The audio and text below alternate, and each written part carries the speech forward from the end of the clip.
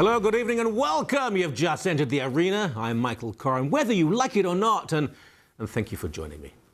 Genocide, biological warfare, racism, gang rape. Who? Well, us, of course, Canada and Canadians, if that is, we're to believe the propaganda given out by native activists and the history currently taught at our schools and universities. Or spend a few hours in Caledonia, Ontario, where good, innocent people have had their lives ruined by native zealots in league with anarchist groups and the hard left, and see firsthand what happens when we kneel down and pray at the altar of political correctness. Look, natives deserve justice, but all Canadians deserve truth. We don't get it.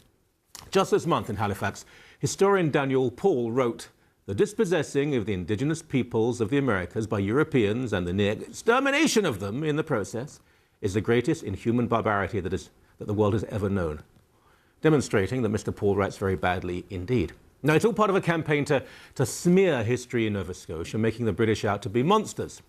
They were so evil, Paul says, that they paid for native scalps. Well, actually, they did, just as the natives were paid for British scalps. But this activist is not alone. Our politics and policies surrounding the native issue are soaked in guilt and shame, and it's time we asked if this is justified, and did so without being accused of racism. Now, of course, there is pain and suffering in native history, but then ask Canadians of Irish, Vietnamese, Jewish, German, Ukrainian, Armenian, Arab, and pretty much any other ancestry if the past has always been fun.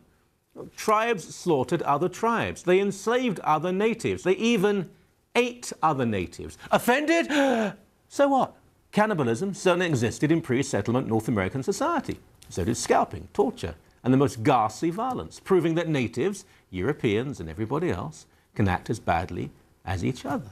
Nor were the victims always indigenous people. There were gentle, generous Catholic missionaries in Ontario, for example, men who taught themselves native languages and lived with and for these people who were tortured to death over long, excruciating periods of time and had body parts consumed. The term indigenous also has to be critiqued. There are natives who came to Canada with American loyalists as late as the early 19th century, claiming status as original inhabitants. They're no more indigenous to Canada than a Belgian is indigenous to Hungary. Similarly, the term First Nations is a politically correct misnomer. There are native tribes and communities who migrated thousands of miles, arriving in spots in Canada after the British and the French had already settled. Who then were there first?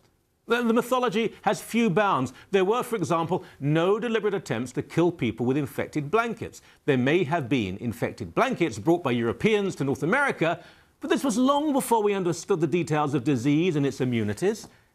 Look, in Britain, for example, Celt fought Roman. Romans and Celts fought Saxons. Saxons fought Vikings, and so on and so on. War and conquest. It happens.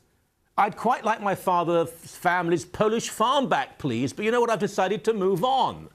Some people win wars, some people lose them, just like some tribes lost to others and have virtually disappeared. If Europeans were lacking in sympathy for native culture, they've certainly made up for it since, haven't they? It's time to mature. It's time to evolve. To romanticize history is foolish. To treat people like children merely because they have suffered is patronizing and wrong. And to scalp us of our common sense is the worst insult of all.